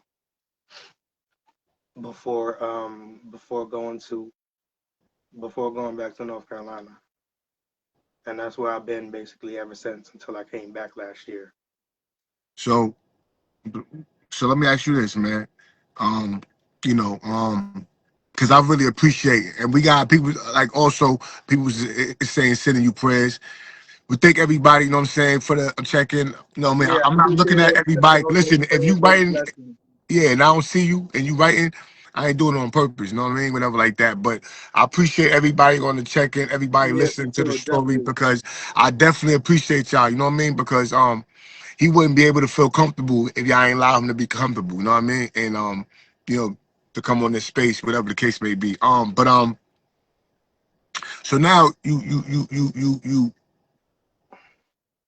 now we speak about now, right? Um, and the thing about it is, bro, like we all deal with pain. You know what I mean? Some wounds is deeper than others. You feel me? Um, the best thing I can say is help, man. Like therapy, man. Like, yo, you can't do nothing by yourself, bro. That's of the devil.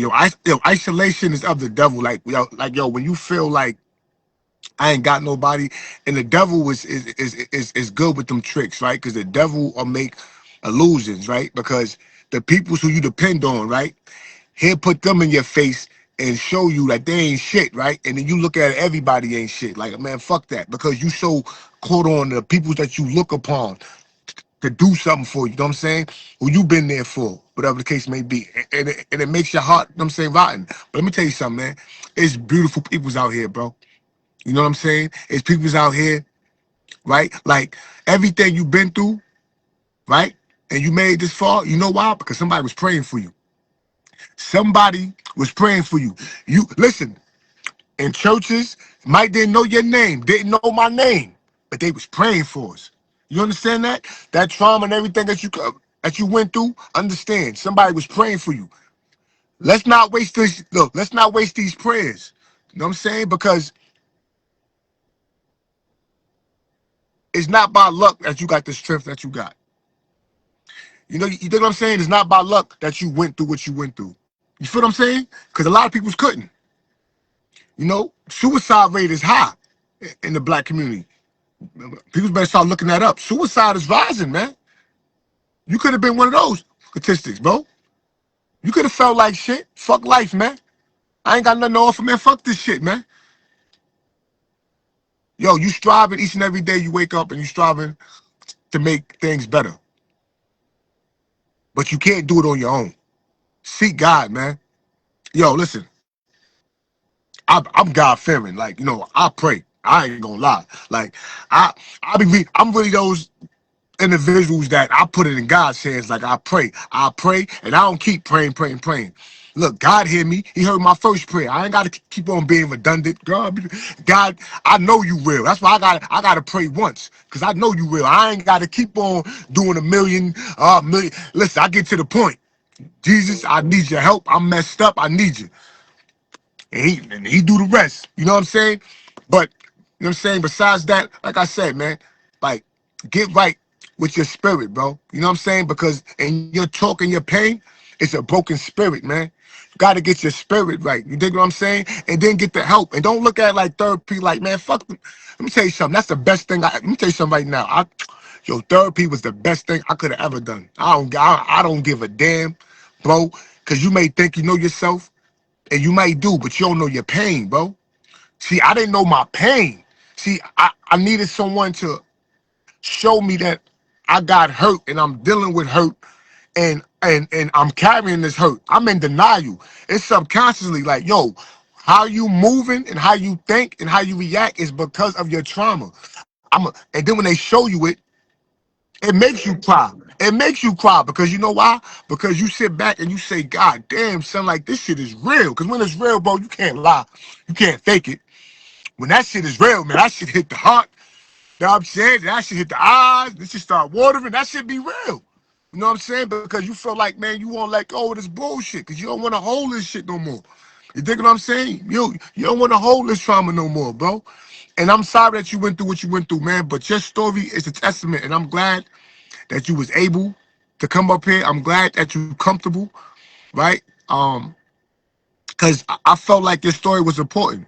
You feel what I'm saying? Because if it's not for him or for me, it could be for her. You know what I'm saying? And your story ain't just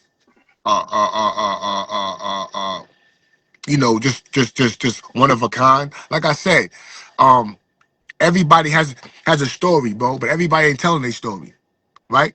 You can look at a person and don't know, like, damn, that motherfucker carries so much pain. Guess what, right? If my if I wasn't in this thing called um like how I say accountability, right? Transforming my thinking, right? Once when I hear, yo, man, back in my ignorant days, oh man, this dude gay, man. I don't want to hear your story. Didn't hear, didn't listen. Look, forget the fact that yo, this is a man, a young brother coming to me. He said something I don't agree with. Boom. Nah, I'm. I thank God that I went through my experiences, right? Right. I got the information that I got that I'm able today to have your story be shared with the world. You know what I mean? I'm honored that you was able to get that out from a person who don't talk, from a person who don't even tell things to their family. For you to share your story, you know what I'm saying, with the world, I commend you for that. I appreciate you for that, and I'm honored for that. Cause like I said again, man, you know what I'm saying? You could have hollered at your homeboy, your homegirl, you could have hollered at your moms, your pops, but to sit here and to get this therapy here, I appreciate that and I commend you. You know what I mean? And this was a heartfelt interview that I felt like a lot of people would love. You know what I mean? A lot of people would definitely appreciate. And again, King, you know the vibes. It's all love, man. For sure, like you true, nigga. Therapy, man. Therapy, man. Therapy, man. Therapy is needed, man. We need it.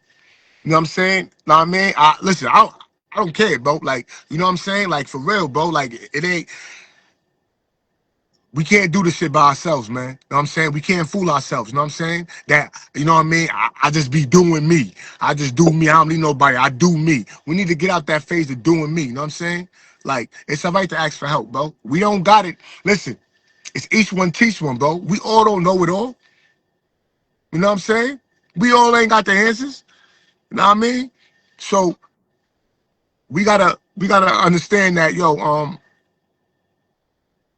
each and every day, man, you know, this work, this change, this re-instructing our brain, this is an everyday battle, little bro. It's an everyday battle.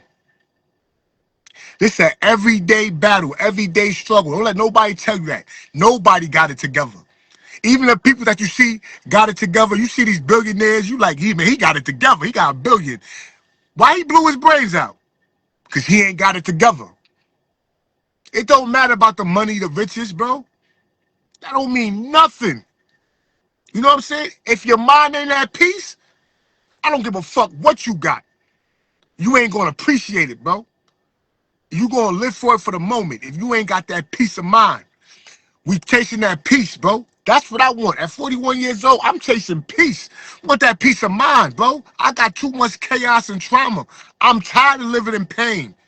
I need a peace of mind. And sometimes right? I gotta understand, like I might gotta go to a therapy to get a peace of mind, to get a better understanding. Cause I got these things in my mind that I know it ain't right, but I'm still thinking about them, and now I'm thinking about acting on them. I don't Right. know why. I don't know why. Mhm. You talking about Smurf, you know better. But shit, I ain't doing better. I know better, but I ain't doing better. It's trauma, bro. Mental health is real, bro. I like, and I say that again. It's ain't no knock. A lot of people ain't, they don't want to be real and be vulnerable. I spoke about this before. Like people don't want to be vulnerable anymore. You know what I'm saying? It's like because we've been hurt for so much that vulnerability. We don't want to show that because we don't want to hurt no more, man. But I believe in God, bro, and what God got for me is meant for me. I allow myself to be vulnerable. When people see me and hear from me, they gonna say, yo, I can listen to him. I can fuck with him. He allowed himself to be vulnerable. He ain't no capper. He going through the same drama, pain I'm dealing with. He trying to change lives like I'm trying to change lives. You know what I'm saying? Like I Mhm. say, I just want better. You know, and I know that it starts um not by just talking, but by action. You feel what I'm saying? If I can talk to one brother like yourself and you can get yourself, you know what I'm saying, together and to come on here and to tell your story and it can make somebody else tell their story. You know what I'm saying? I did my job. You feel me? So I appreciate you again. And before we get up out of here, you got any shout outs? Anybody you want to shout out? Shout out to fam. Shout out Central Islip, Long Island, Amityville, Wyandanch, Hempstead. We in the building. Brentwood. Shout out family. Shout out friends. Rest in peace to my two.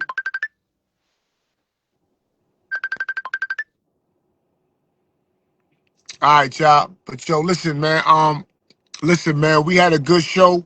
It was a good banger, whatever the case may be. Yo, listen, man, I love y'all. I thank everybody for on the live, on the check-in. It was a dope interview. It was a heartfelt interview. I hope y'all enjoyed that. Um, Next week, man, I'm gonna have some more bangers. Like I said again, man, you know, uh, I'm for y'all, man. You know what I'm saying? So another dope interview. I love y'all. Thank y'all. You know what I'm saying? Always on the check in. Oh, shout out to my brothers behind the wall, man. Shout out LA, man. Shout out Hell Mel, man. Shout out my boy, shout out Monk. Shout out Mac Mittens, B. You know what I'm saying? Shout it out. You know what I'm saying? Shout out Milo. Love you, boy. Shout out Maine. I'm saying free you till we see you. Um, Yo, man, it was tons of my brothers, man. Yo, man, I love y'all, man. You know what I'm saying? Free y'all, man. M. Dot, free you. Um, Yeah, man, it's crazy. I got so many brothers behind that wall, man. It's crazy, man. It's too many, you know what I'm saying, to name and to shout out. But yo, man, I love y'all, man. Shout it out. Shout it out. Y'all know the vibes. Air it out.